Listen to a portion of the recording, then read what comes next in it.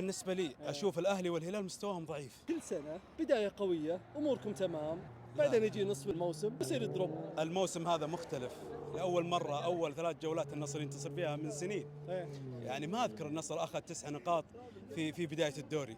لا، النصر مختلف الموسم هذا بوجود الجمهور بإبداعه. لا، النصر مختلف بالمدرب خيسوس، توليفة جميلة، لاعبين كبار.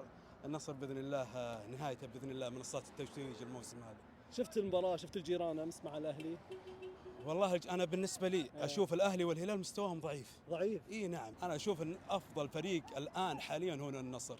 النصر كمتعة كروية. له منافس؟ لا، ما له منافس. أنا أشوف أنه ما له منافس. إذا بيستمر على المستوى هذا النصر ما أتوقع أحد يقدر يوقف النصر أبدا. لا تقول لي لا ما له منافس وبعدين تقول لي إذا بيستمر، لأني بجيك نهاية الدوري إذا ما أخذ النصر الدوري. في ظروف.